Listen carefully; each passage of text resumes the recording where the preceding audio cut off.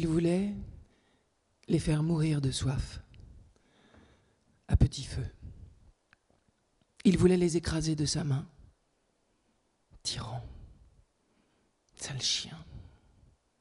Il voulait que le petit peuple montagnard de Béthulie s'épuise chaque jour à contempler la source tarie.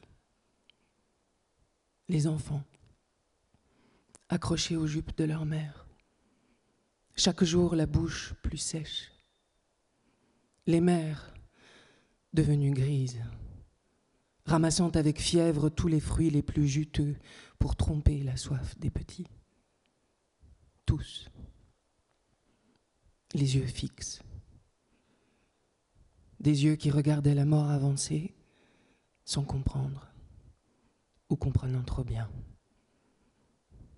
Les pères, les jeunes hommes devenant fous de ne rien pouvoir faire, de subir, emmenant les petits et les femmes loin de la source tarie, les éloignant de ce malheur plus grand qu'eux tous rassemblés. Mais après avoir bu le lait des brebis, qui lui aussi se tarit, après avoir mené les familles au plus haut dans les montagnes pour chercher la fraîcheur de l'air, après avoir cueilli les fruits, les herbes qui apaisent un peu le feu, que faire? Holoferne, fils de rien, tu veux la guerre, mais Dieu ne la veut pas, et je serai sa main. Les chefs de la ville attendaient un signe de toi, Yahvé. Ils s'étonnaient que tu ne les aides pas. Ils regardaient le ciel, implorant, geignant. Ils songeaient ce soir-là, je l'ai compris, c'est ma servante qui me l'a dit. Ils songeaient à abandonner Béthulie aux mains des Assyriens pour faire taire la folie qui s'emparait de tout leur peuple. Ils étaient démunis. Pauvre petit chef. Veule petit chef. J'ai quitté ma retraite, je suis venu les voir. J'ai reçu tous les regards, cupides, admiratifs, envieux, plein d'espoir parfois. C'est la grande veuve, c'est Judith. C'est la veuve riche qui vit comme une pauvre, tu sais. C'est Judith, Judith est venue. Judith est venue. Je les entendais chuchoter sur mon passage. Vous n'avez donc rien compris. On ne met pas le Tout-Puissant au pied du mur comme un homme. Et si vous livrez la ville, toute la Judée sera prise et nos lieux saints seront pillés. Est-ce là ce que vous voulez? Rien à attendre d'eux, rien. J'agirai seul cette nuit. Donnez-moi les clés de la ville et j'irai avec ma servante. Et taisez-vous, seulement cela. Pour une fois, petit chef, taisez-vous. Et puis souvenez-vous, je vais accomplir une action dont le souvenir se transmettra à nos enfants, d'âge en âge. Et je suis rentré chez moi. J'ai prié. Avec Abra, j'ôte l'habit de deuil pour revêtir l'habit de joie. Abra me tend la petite boîte en bois d'olivier et je choisis mes plus beaux bijoux. Boucles d'oreilles, colliers, bracelets, anneaux, un peu de fard, mes sandales de fête, un châle coloré, rouge et orange, pour entourer mon visage et couvrir ma poitrine. Depuis la mort de mon mari, jamais plus je ne me suis parée ainsi. Une fiancée, on dirait une belle fiancée, répète Abra. Et nous marchons, elle et moi, dans la nuit chaude, sous la caillasse. De notre démarche chancelante et obstinée, nous dansons dans la nuit et contre le vent. Nous n'entendons bientôt plus que le crissement de nos pas sur la terre sèche et le souffle de nos deux respirations. Nous ne prononçons pas un seul mot, concentrés toutes deux. Abra a peur pour moi, je le sais, elle me l'a dit. Elle s'imagine les Assyriens comme des loups. Mais moi, je n'ai pas peur des loups. Arrivé devant le premier poste, je souris au jeune soldat et je prends ma voix forte. La voix ferme et douce, celle qui ouvre les portes. Jeune soldat, mène-moi vers ton chef. Je lui montrerai le plus sûr chemin pour prendre la ville sans coup férir et tuer vite et bien tous ces fils de chiens. Le petit loup est impressionné. Il est séduit, c'est bien. Il ordonne qu'une escorte me mène jusqu'à Holoferne en personne. Tous les loups sont là. On les entend mastiquer. Parfois l'un d'entre eux siffle en nous voyant passer. Il suffit que je le regarde bien droit dans les yeux pour que le sifflement cesse. On entend comme elles sont belles, les Juives. Un peuple qui a de si belles femmes ne peut pas être tout à fait mauvais. Abra me chuchote à l'oreille. Ils me font peur. Ils vous regardent comme leur reine. Mais c'est bien ainsi. C'est ainsi qu'il faut que cela soit. Sa tente est d'or, d'émeraude et de pierres précieuses. Tout dit le désir d'être admiré, vénéré. Cet homme se prend pour un dieu. Le soldat entre seul, il nous annonce. Je respire profondément et prie pour trouver la force. Nous entrons. Il est là, allongé sur le lit au milieu des coussins. Tout respire la luxure, le parfum d'ambre et de vanille écœurant, et d'ailleurs mon cœur se soulève, refuse d'aller plus avant. Je surmonte mon dégoût, je pense à l'odeur fraîche et vive de l'amande sauvage qui pousse devant chez moi un petit buisson joyeux, et je m'avance un peu. Il est gras comme un cochon. Prince, ce peuple infect et odieux, coupable de tant de péchés, mérite le glaive. Et je prie chaque soir pour que Dieu m'indique, et t'indique à toi et à tes hommes, le plus court chemin pour les éliminer. Alors garde-moi un temps à tes côtés. Je sens que d'ici quelques jours, mon Seigneur m'enverra en songe les indications dont tu as besoin. Holoferne est conquis, c'est simple, c'est si simple, c'est bien. Il me susurre même, ton Dieu sera le mien. Il frappe des mains. Apportez de quoi désaltérer ces deux gazelles qui sont descendues de leur montagne pour moi. Il me reste quelques jours, bien sûr, ou reste toujours. Je te promets que tu feras de beaux rêves.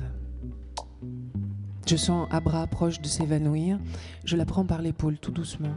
Je pose ma main fermement sur son épaule. Je suis là. Je suis là. Et j'obtiendrai de lui ce que je veux. Pour nous. Je reste 3 jours. À subir leur regard de chien en rut, leur petit bruit de bouche qui salive. 3 jours à les tenir en joue, 3 jours à boire l'eau fraîche de ma source par eux tarie. Nous ne pouvons pas manger, ni Abra ni moi. L'angoisse nous étouffe, nous nous nourrissons de raisins. Et puis, ce banquet, le 3e soir. Tous ces délicieux petits mets. Ma douce servante n'en revient pas de tant d'opulence, de tant de raffinement. Elle boit une belle coupe de vin. Je lui dis de ne pas bouder sa part, de profiter du parfum délicat des feuilletés, de pois chiches et d'herbes. Et le regard d'Abra, son joli regard d'enfant gourmand. Et tant de vin, tant de vin. Holoferne me dévore des yeux. Je le couvre du regard. Un voile d'ivrogne vitrifie sa pupille et me protège. Il me veut. Il prie l'assemblée tout entière de nous laisser seuls sous sa tente. Je prétends boire un peu de jus de mandarine avant de le rejoindre sur les coussins. À peine le temps de remplir mon verre que j'entends monter la rumeur porcine de ses ronflements. Au sol, son cimeterre. Je m'en saisis tout en priant. J'implore mon Dieu. J'entends mon cœur battre comme le tambour battait tout à l'heure pour faire onduler les danseuses. J'avance comme un chat silencieux jusqu'à sa couche.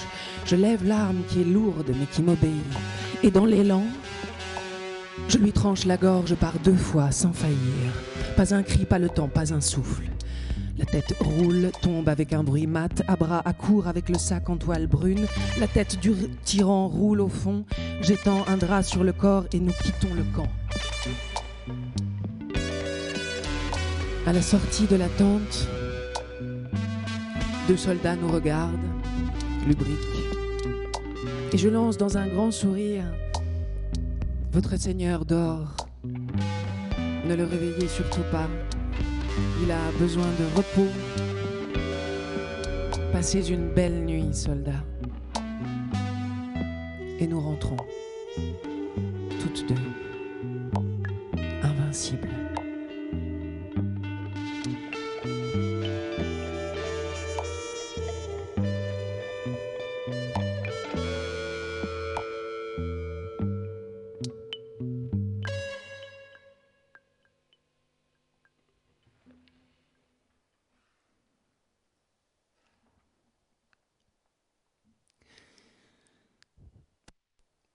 J'ai dit oui.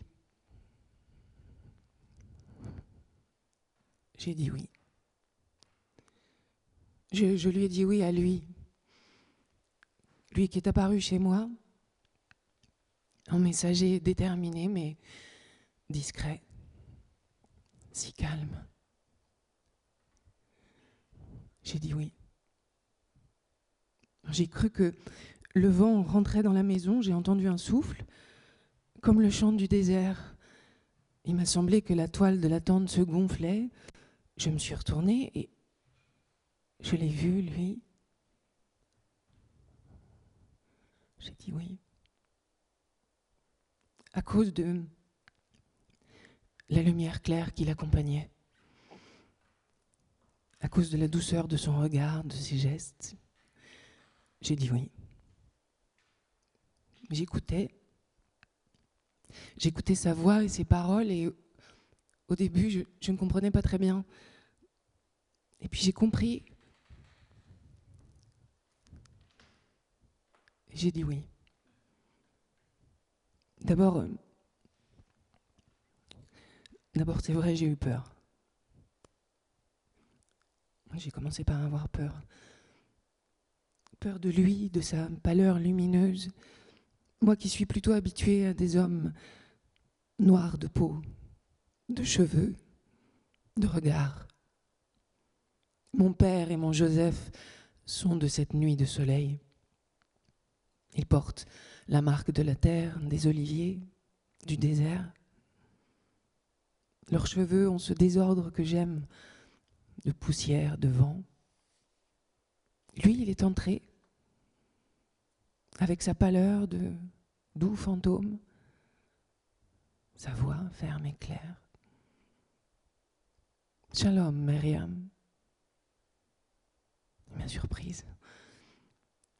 J'ai entendu comme un souffle et j'ai cru, de l'intérieur, j'ai vraiment cru qu'on entrait dans ma maison. Et de fait, oui. C'est ça, on entrait dans ma maison. Pour y loger le fils de Yod. Comme je n'attendais personne, j'ai posé la jarre qui était remplie d'eau. J'ai essuyé mes mains pleines d'orge dans mon tablier. Et puis, je me suis retournée pour aller vers la porte. Et là, je l'ai vu. Lui. J'ai eu peur, un effroi. J'ai croisé mes mains là, sur mon cœur, entre mes 2 seins, pour me protéger, pour protéger mon cœur que je sentais battre comme un cheval au galop. J'ai croisé mes mains pour essayer de l'écouter mieux. Et pour pouvoir le regarder, je ne sais pas comment dire, c'était comme une apparition. Il parlait, et ses premiers mots, je ne les comprenais pas. J'ai chuchoté « Pardonne-moi, pardonne-moi, je dois m'asseoir ». Je me suis laissée tomber sur le petit tabouret en bois, et j'ai cru vraiment que j'allais défaillir. Je le regardais, lui, sans y croire, et la douceur de ses gestes et de sa voix, son calme. Et j'ai su. J'écoutais, dans la douce odeur de cannelle qui enveloppait la tente, et j'ai su. J'ai su que tout entrait dans ma vie. Et la joie, et l'enfant, et la grâce, et la douleur, et le feu. Et j'ai dit oui. J'ai dit oui à la vie, au petit garçon, fruit de mes entrailles. J'ai dit oui. À la folie heureuse de son destin, à la tragédie de sa fin, j'ai dit oui. À la souffrance hurlante de moi, mère, j'ai dit oui. À l'amour qui arrivait et qui allait tout emporter, j'ai dit oui. J'ai su, en le voyant lui si clair, si lumineux, j'ai su que tout serait différent. Gabriel. Quel joli nom. Gabar, elle. Force de Dieu. Sa force a reconnu la mienne. Pour la première fois, moi qui me suis jusqu'ici toujours sentie si fragile, si pauvre, si petite. Sa force a réveillé la mienne. Alors, j'ai dit oui.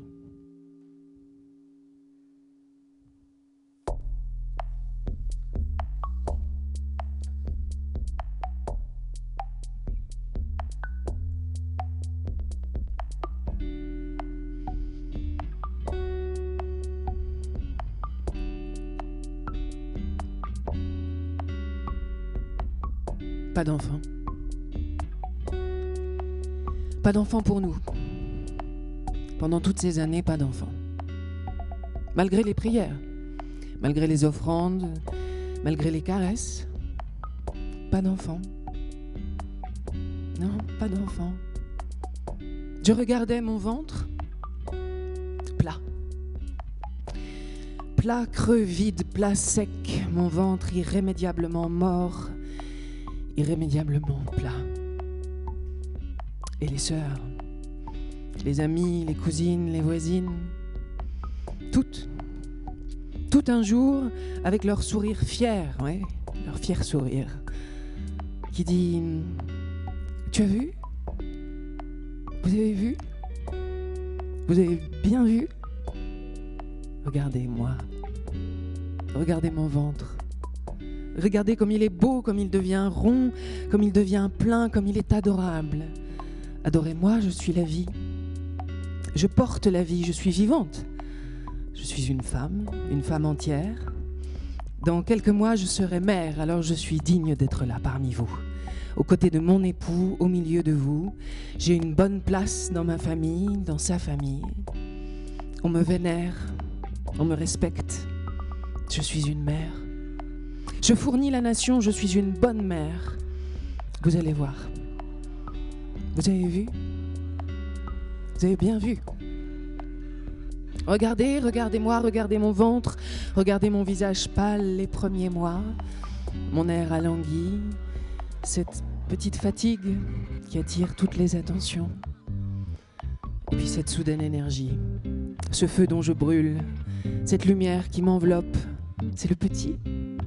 C'est mon petit, qui me souffle au-dedans la vie. Je suis deux, je suis une, je suis entière, je suis mère. Vous voyez ? Je les voyais, je les regardais, je les recevais chez moi. Je les félicitais et je les enviais. Toutes. Toutes, les belles, les laides, les pauvres, les riches, les jeunes, les moins jeunes, les proches et les inconnus. Elles me faisaient horreur. Je me faisais horreur. Et lorsqu'elles revenaient, avec le tout petit pendu à leur sein, plus d'une fois j'ai eu la nausée, plus d'une fois j'ai refusé mon hospitalité, prétextant je suis souffrante. Je faisais dire à Agar, ma maîtresse est souffrante, et c'était vrai. Je souffrais, au-dedans je souffrais, c'était vrai. Comme un creux, un gouffre, une crevasse. Dans mon ventre, une béance, un trou qui s'ouvre, se creuse, s'élargit, un vide qui ne finit pas. Je veux un enfant. Je veux un enfant, Abraham. Je veux un enfant. Il n'a pas le droit de nous le refuser. Nous avons toujours exécuté sa parole. Nous avons été justes. Notre foi est connue et reconnue. Je veux dans mon ventre sentir le sang au-dedans de moi, sentir la vie palpiter, grandir. Une fois, une seule fois, être capable de cela. Devenir, être. Ou sinon je mourrais inutile, incomplète, infirme, ni vierge ni mère. Qu'ont-elles de plus que moi les autres? Comment font-ils, eux, tous? Tous là, comment font-ils? Pourquoi pour nous c'est impossible? Pourquoi ça ne marche pas jamais? Année après année. Pourquoi? Et leur regard sur moi, peiné, moqueur, sucré, ou distillant un venin dont je meurs. Et son regard à lui, Abraham, déçu, désolé, démuni. Il lui fallait un fils. Il leur faut toujours un fils. J'ai capitulé. Un matin, j'ai mis mon honneur de femme dans un foulard. Je l'ai noué sur mes cheveux. J'ai choisi ma plus belle robe, celle qu'aime Abraham. Et je suis allée parler avec Agar. Elle ne pouvait pas refuser. Bel enfant. Et oui, je l'ai fait. J'ai installé la jolie petite servante dans le lit de mon mari. Il n'était pas contre. Et je le comprenais. Elle était vive et belle comme un petit oiseau. Son ventre s'est arrondi. Je m'occupais bien d'elle. Je la soulageais dans son travail. Elle nous fabriquait un beau petit. Tu nous fabriques un beau petit. Applique-toi. Applique-toi bien. Le petit est arrivé. Un petit garçon vif et vigoureux. Abraham était heureux. Il s'occupait de nous deux, de ses femmes et du petit broussailleux. Je m'y suis faite. Pas facile, non. Non, pas facile de partager.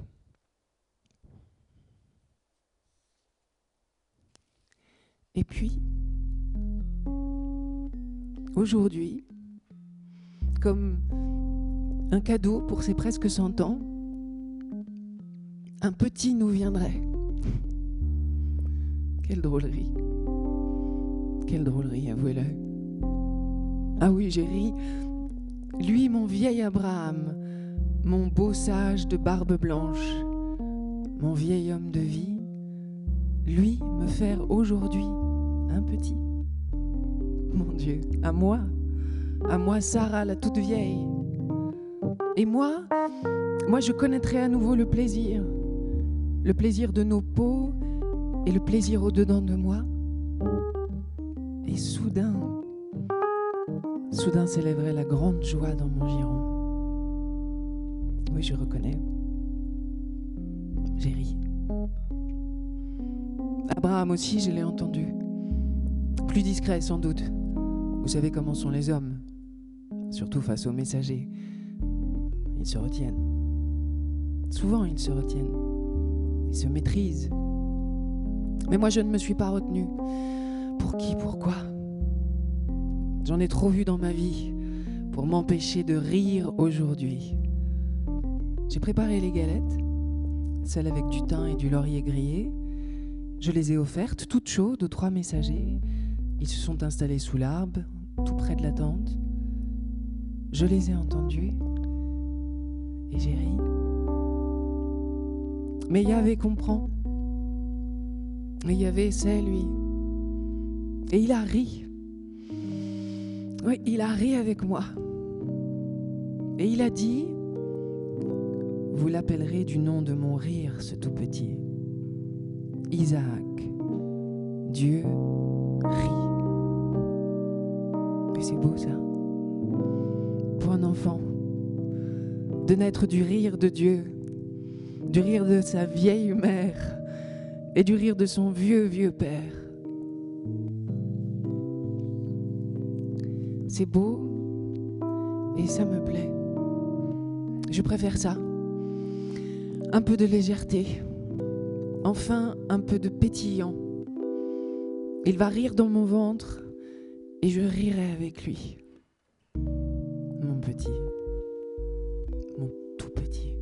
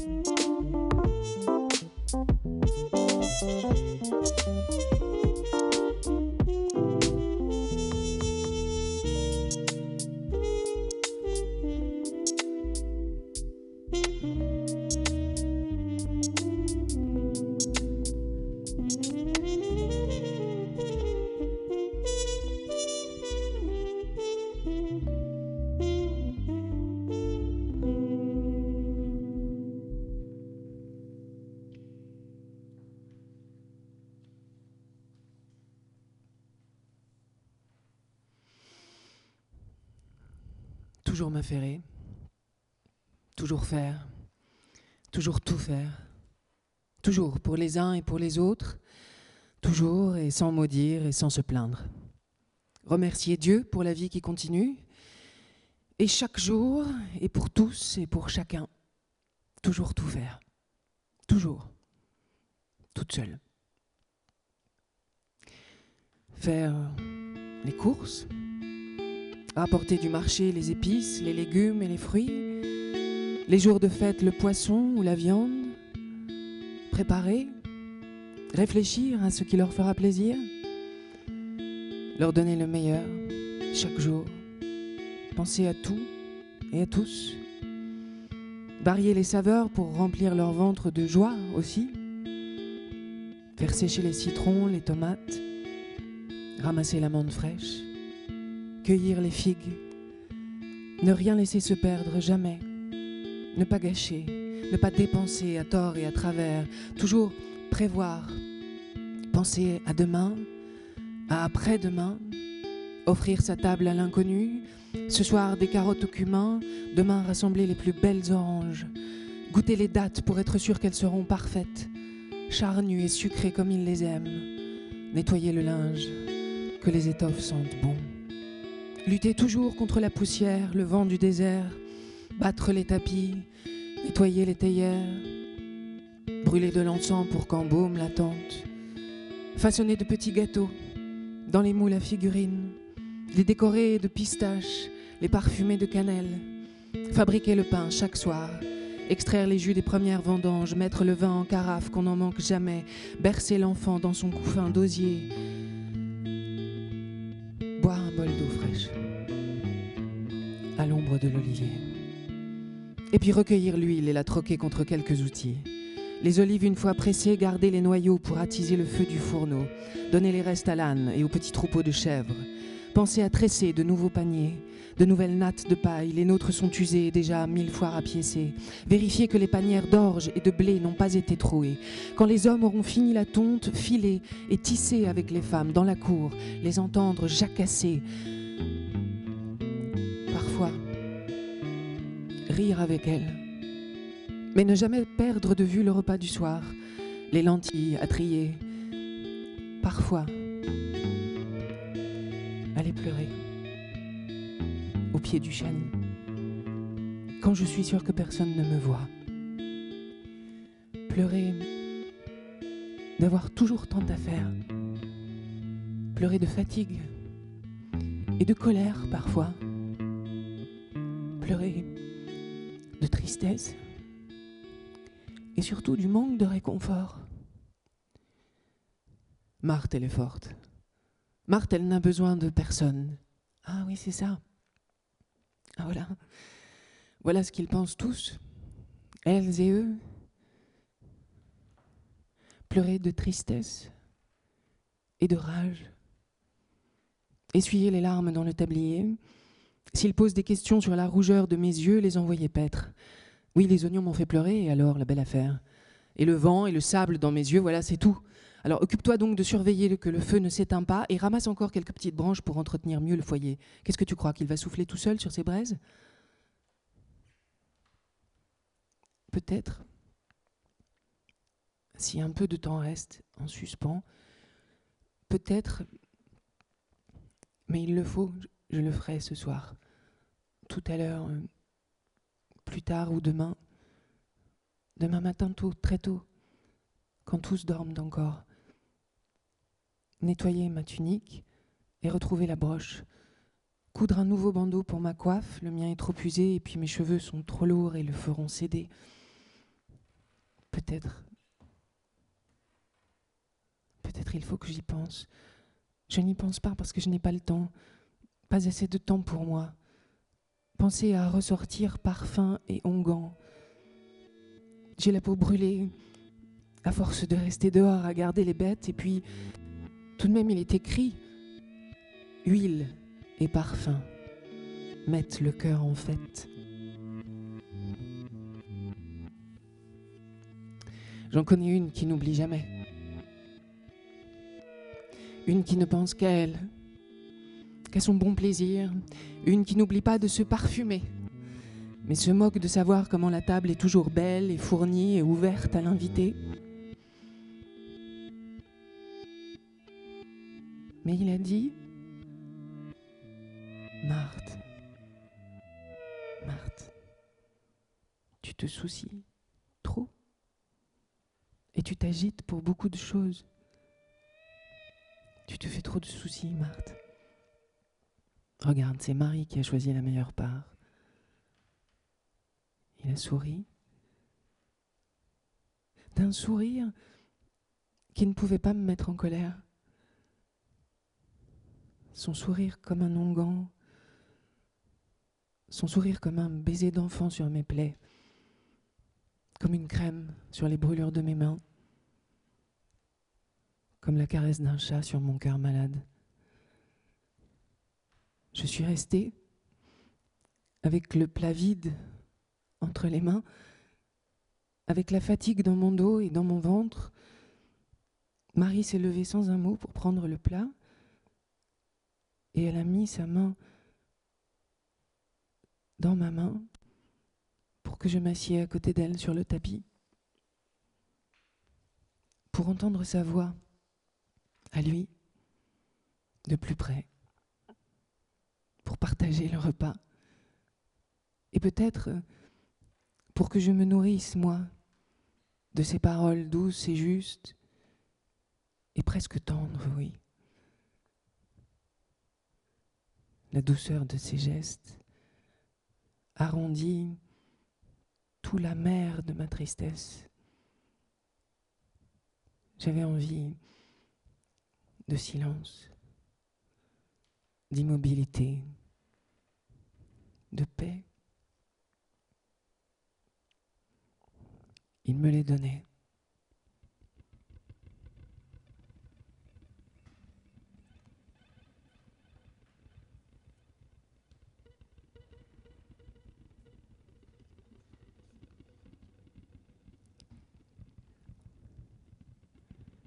Je vous en conjure, fille de Jérusalem, si vous rencontrez mon bien-aimé, que lui expliquerez-vous? Que je suis malade d'amour. Où est-il allé ton bien-aimé, ô toi la plus belle des femmes? Où est-il allé ton bien-aimé, que nous le cherchions avec toi? Mon bien-aimé descend à son jardin, au parterre embaumé, pour cueillir des lys. Je suis à mon bien-aimé, et mon bien-aimé est à moi. Sur mon lit, tout au long de la nuit, je cherche celui que j'aime. Je le cherche, mais je ne le trouve pas. Il faut que je me lève, que je fasse le tour de la ville. Je le cherche. Je le cherche, mais je ne le trouve pas. Je ne le trouve pas. Dans les rues et sur les places, je cherche celui que j'aime. Je le cherche. Et il me rencontre, les gardes qui font le tour de la ville. Celui que j'aime, l'avez-vous vu? À peine les ai-je dépassés que je rencontre celui que j'aime. Je le saisis et ne le lâcherai plus. Et pourtant si. Pourtant si, je le lâche. Je desserre mes bras, j'ôte ma joue de contre sa joue. Je perds son souffle qui réchauffait mon cou. Je perds la chaleur de ses cheveux dans la chaleur de mes cheveux. Je perds l'empreinte de ses paumes dans mon dos. Je desserre mon étreinte. Il dit « Laisse-moi partir, je ne suis plus d'ici. » Avec sa voix, toujours si douce, douce et ferme. Et ses yeux qui m'aiment, je le lis. Ses yeux toujours, toujours remplis d'amour. Il me l'a dit. Laisse-moi partir, je ne suis plus d'ici.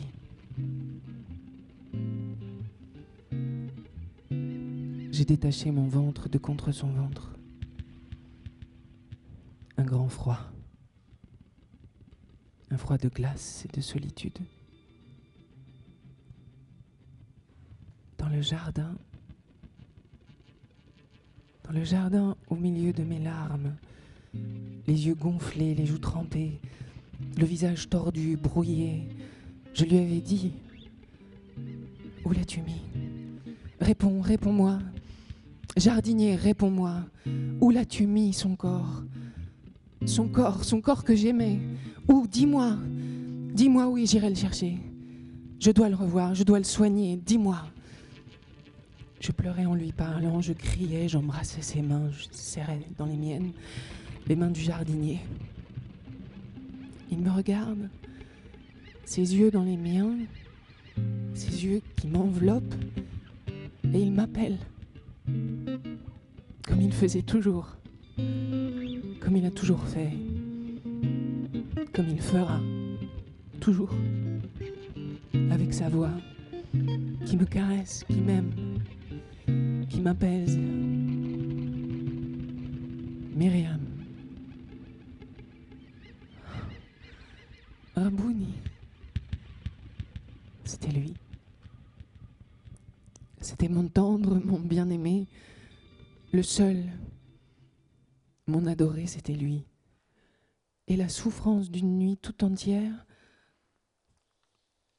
à revoir son grand corps abîmé, torturé, à revivre toute une nuit ce cauchemar, à me tordre de douleur mon ventre tordu, mes mains tordues, mes cheveux tordus, ma voix qui se casse de pleurs, mon souffle qui s'épuise, la peur de ne plus jamais pouvoir respirer sans ses yeux, de ne plus savoir respirer sans la promesse de son sourire, et le grand calme de ses mots, et la justesse de ses gestes. Une nuit à tout oublier, jusqu'à son visage, jusqu'à lui. L'oublier déjà, le perdre. Je l'ai perdu. Je t'ai perdu. Une nuit suffit pour oublier. Il est là, devant moi. Il est là, et je ne le vois pas. Où l'as-tu mis? Dis-moi. Myriam. Rabouni. Laisse-moi partir. Je l'ai laissé. J'ai embrassé ses mains, emporté son regard, son sourire tout au creux de moi. Au fond de mon ventre, je l'ai logé là. Et je suis partie. Chancelante. J'ai marché seule. J'ai quitté le jardin toute seule, parcouru les ruelles seule. Mais au creux de mes oreilles, sa voix. Et au fond, tout au fond de moi, une seule de ces phrases. La seule. Va. Va vers toi. Va. Va ma beauté. Va.